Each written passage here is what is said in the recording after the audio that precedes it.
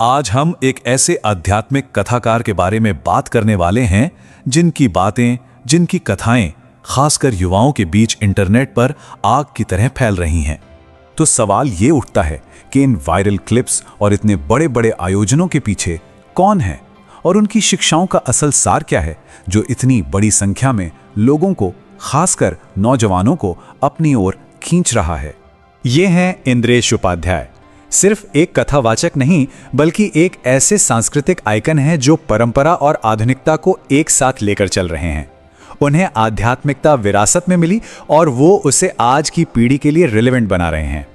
Instagram पर 21 lakh followers, ये number सिर्फ एक आंकड़ा नहीं है। ये दिखाता है कि कैसे हजारों साल पुराना ज्ञान और हमारी सनातन शिक्षाएं आज भी डिजिटल दुनिया में अपनी जगह बना रही हैं और नए सुनने वालों तक पहुंच रही हैं।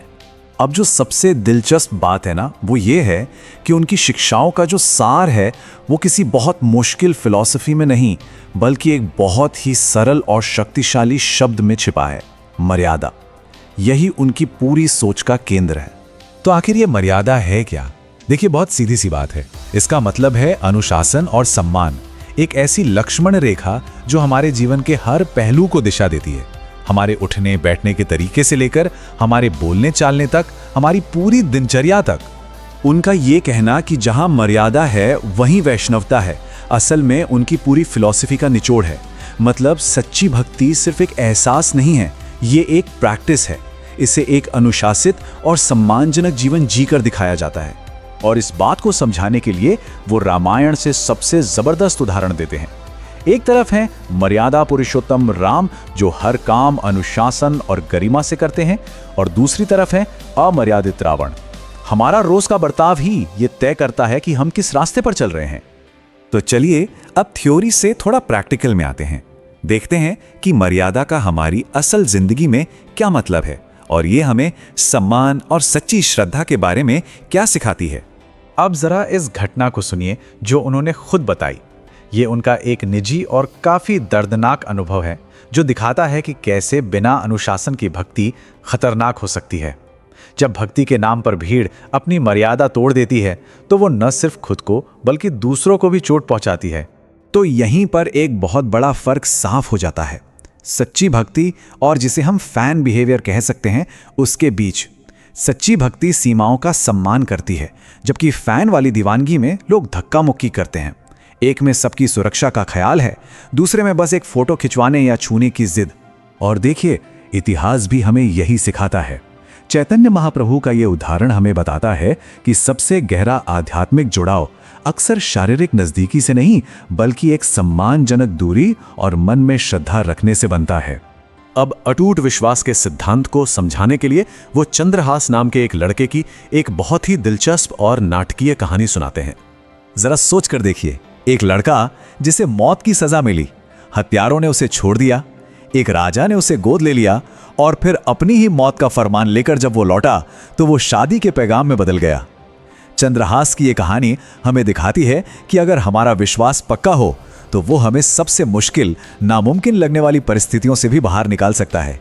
तो ठीक है, ये कहानियां सुनने में बहुत अच्छी लगती हैं, बहुत प्रेरणा देती हैं, लेकिन बड़ा सवाल तो ये है कि हम इनसे सीखकर आज की भाग-दौड़ भरी जिंदगी की चुनौतियों का सामना कैसे कर सकते हैं। तो इन सारी जटिल कथाओं और सिद्धांतों का निचोड़ क्या है, खासकर आज की पीढ़ी के लिए, आज के युवाओं के लिए? उन्होंने इसे बहुत ही सरल और व्यवहारिक सलाह में बदल दिया है। उनके हिसाब से एक मजबूत और शांत आध्यात्मिक जीवन की नींव सिर्फ 3 चीजों पर टिकी है। पहला है अटूट विश्वास, दूसरा है ईश्वर से एक सच्चा पर्सनल रिश्ता, और तीसरा है समर्पण, यानी हर चीज को कंट्रोल करने की जिद छोड़ देना। तो ये कुछ प्रैक्टिकल बातें हैं जिन्हें हम अपनी रोज की जिंदगी में अपना सकते हैं। आपका बर्ताव ही आपकी आस्था का सबसे बड़ा सबूत है, और हर हाल में धैर्य रखना बहुत जरूरी है, ये सोचकर कि आपकी कहानी कोई और लिख रहा है, कोई बड़ी शक्ति। और यही बात हमें धैर्य और विश्वास के असली मतलब की याद दिलाती है।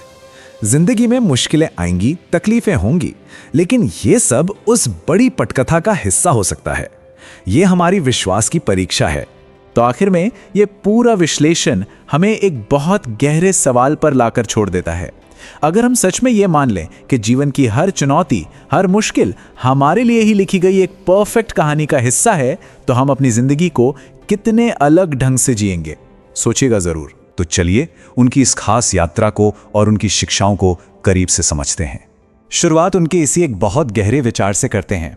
देखिए, ये सिर्फ भगवान के दर्शन करने की बात नहीं है, ये उससे कहीं ज्यादा है। ये उस रिश्ते की तरफ इशारा करता है जहां भक्त सिर्फ भगवान को देखना नहीं चाहता, बल्कि वो ये भी चाहता है कि भगवान की नजर, उनकी कृपा दृष्टि एक बार उस पर भी पड़ जाए। मतलब ये एक टू वे कनेक्शन है। तो आज हम इंद्रेश जी महाराज के जीवन को इन 5 हिस्सों में जानेंगे। उनकी एक ट्रेंडिंग संत वाली पहचान से शुरू करके हम उनके विश्वास के संदेश तक पहुंचेंगे। तो सबसे पहले बात उस लम्हे की जिसने उन्हें रातों रात नेशनल सुर्खियों में ला दिया। उनकी वो ग्रैंड शादी जिसने सोशल मीडिया पर तहलका मचा दिया और बहुत से लोगों के मन में ये सवाल आया, भाई ये इंद्रेश उपाध्याय हैं कौन? देखिए, ये कोई आम शादी नहीं थी। ये समारोह वृंदावन की पावन धरती से शुरू होकर जयपुर के शानदार ताज आमेर होटल तक चला। और मजे की बात यह थी कि इसकी थीम पूरी तरह से वैदिक और आध्यात्मिक थी। इसी ने इसे परंपरा और मॉडर्निटी का एक कमाल का संगम बना दिया। ये शादी सिर्फ 2 लोगों का नहीं बल्कि 2 बड़े सम्मानित परिवारों का मिलन थी। इंद्रेश जी की पत्नी शिप्रा हरियाणा से हैं और उनके पिता यूपी पुलिस में पूर्व डीएसपी रह चुके हैं। और सबसे दिलचस्प बात पता है क्या है? दोनों परिवार एक दूसरे को सालों से जानते थे, जिससे इस रिश्ते की नींव और भी मजबूत हो जाती है। अच्छा, अब इस मॉडर्न इवेंट से थोड़ा पीछे चलते हैं, उनकी पारंपरिक जड़ों की तरफ, और देखते हैं कि वो कौन सा परिवार और कैसा शुरुआती जीवन था जिसने उनके इस आध्यात्मिक रास्ते को तैयार किया।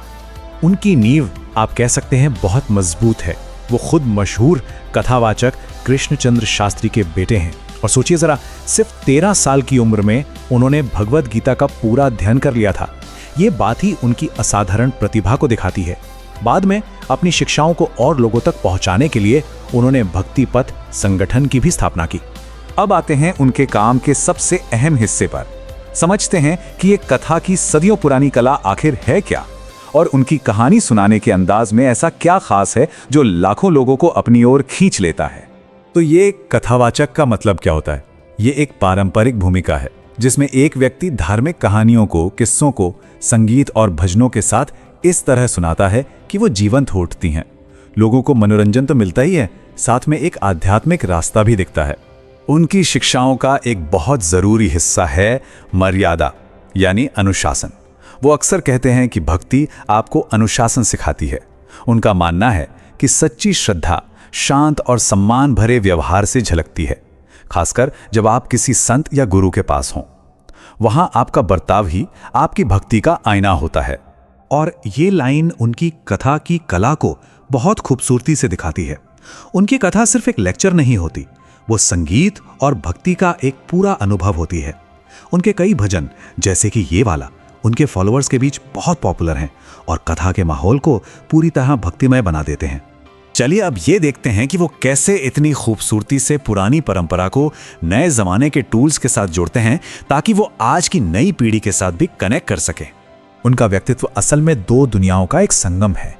एक तरफ उनकी जड़ें वृंदावन की गहरी आध्यात्मिक परंपराओं से जुड़ी हैं, तो वहीं दूसरी तरफ वो इंस्टाग्राम पर भी एक्टिव हैं और दोस्तों के साथ क्रिकेट खेलते हुए भी नजर आते हैं। ये दिखाता है कि आध्यात्मिकता को मॉडर्न लाइफ से अलग रखने की जरूरत नहीं है। और उनकी इस मॉडर्न पहुंच को कम मत समझिएगा। इंस्टाग्राम पर 2.1 मिलियन से ज्यादा फॉलोअर्स, ये बहुत बड़ा नंबर है। इसके साथ वो डिजिटल दुनिया में एक बहुत अहम आध्यात्मिक इन्फ्लुएंसर बन गए हैं जो परंपरा की मशाल को नई पीढ़ी तक कामयाबी से पहुंचा रहे हैं। और अब आखिर में आइए उनकी मूल शिक्षाओं को एक पावरफुल मैसेज में समेटते हैं। और इसके लिए हम उनकी ही सुनाई एक कथा की एक बहुत प्रेरणा देने वाली कहानी का इस्तेमाल करेंगे जो उनके पूरे संदेश का सार है। ये कहानी है भक्त चंद्रहास की, एक ऐसा लड़का जिसके भाग्य में राजा बनना लिखा है, लेकिन एक दुष्ट मंत्री है जो उसे बार बार मारने की कोशिश करता है। हर बार जब लगता है कि मौत निश्चित है तो चंद्रहास का अटूट विश्वास और भगवान की इच्छा उसे बचा लेती है। यहाँ तक कि विष यानी जहर देने का आदेश भी एक चमत्कार की तरह विश्या नाम की लड़की से विवाह के आदेश में बदल जाता है। तो इस कहानी का संदेश क्या है? बिल्कुल साफ है कि अगर आपका विश्वास मजबूत है और आप में धैर्य है तो हर मुश्किल एक मौके में बदल सकती है। ये इस बात पर भरोसा करना सिखाता है कि ऊपर वाले की योजना में अंत में सब कुछ आपके भले के लिए ही होता है।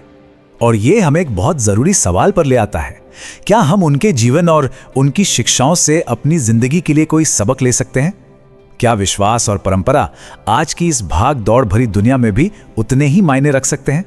इंद्रेश जी महाराज की यात्रा हमें यही दिखाती है कि कैसे सदियों पुराने ज्ञान को आज की दुनिया के साथ खूबसूरती से मिलाया जा सकता है। ये एक प्रेरणा है कि आस्था और परंपरा आज भी उतनी ही शक्तिशाली हो सकती हैं। अगर आपको ये संक्षिप्त कहानी दिलचस्प लगी तो हमें जरूर बताइएगा और हम आपके लिए एक और विस्तृत वृत्तांत के साथ फिर हाजिर होंगे।